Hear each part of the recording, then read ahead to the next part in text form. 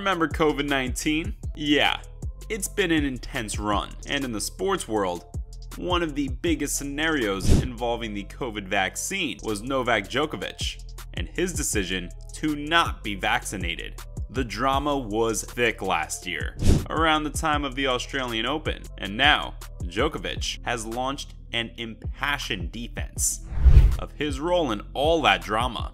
According to Novak Djokovic, he did nothing wrong. He entered the country, and he had just followed the rules.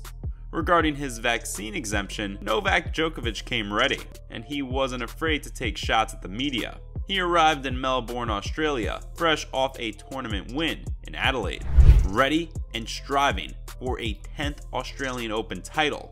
Record scratch, 10? Does he have a key to the city? That is every finger on 2 hands. Djokovic spoke to the media. A lot of people still have a wrong idea of what happened. He insisted that he was singled out by the Australian authorities. He said others who were connected to the Australian Open were allowed into the country. There were 2 or 3 more people that came into Australia 10 days before I did with exactly the same exemption that I had. Djokovic didn't hold back. I was just following the rules. My exemption was verified by an independent body and panel of doctors. And the former #1 player in the world wasn't done. I came in with all my valid papers. Everything got out of hand, and then I was labeled this or that. The media ran with it all. Of course they did. What is the media for except to make things so much bigger than they need to be? And Djokovic had thoughts on that as well. And the saga was so big in the media that I could not fight it, and I didn't want to get into that. The amount of pressure and craziness going around, I just wanted to go out and go back home. And here we are, a year later, and the media is still grinding the vaccine situation into the dirt. Djokovic was asked directly if he understood the anger of the Australians and the Victorians in particular after he was initially cleared to enter the country with an exemption. All this before the former federal coalition government canceled his visa. Djokovic, who is still unvaccinated, said this: "So I understand that when the media writes in a certain way about a guy who tried to go in without a vaccine, that people would say, 'What? Wait a second, why is he allowed to come in?' When many people aren't able or allowed to come from all around the world to their home country." He understands anger and emotions, but he still is unrelenting and says the media presented it all wrong. The Serbian received an overwhelmingly positive response in South Australia, where he won the ATP event. However, he is uncertain what the response will be in Melbourne. He admitted he was curious to see how the crowd and everyone would receive him in Adelaide, but the reception ended up being fantastic. The packed house was there, and they were excited to see Djokovic, and he played unbelievable tennis. The response in Melbourne is up in the air. Djokovic knows one thing for sure: he has to play well. It's in their hands, I guess. I'll try and do my best to perform well. He knows there is more at stake than just tennis. I'll try my best to create good relationships and behave as I always have, and try to be a good ambassador of the sport of tennis. And hopefully that can be recognized in a good way. Well, he is an athlete after all. He is invited to travel the world and play tennis. These issues shouldn't be directed at him. It seems absurd. That is where we are at though as a society.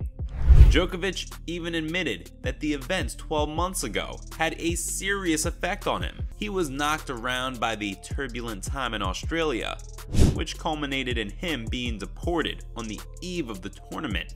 He went home to Serbia. He chilled at home for several months, and he said he was going through a little bit of challenging times, not just with the Australian media, but the worldwide media. People were after him, painting him like some kind of villain, completely blowing everything out of proportion. The pressure was really high, and the narrative in the media was not great for me. Novak Djokovic waited it out. not going out much, staying home and lying low. And eventually the media pressure did go away, and still, he admits the traces were there. It all followed him for several months. He was afraid it would affect his game too, and then every press conference he did, he was asked questions about Australia, about what happened. So even as he tried to move on, people were always reminding him.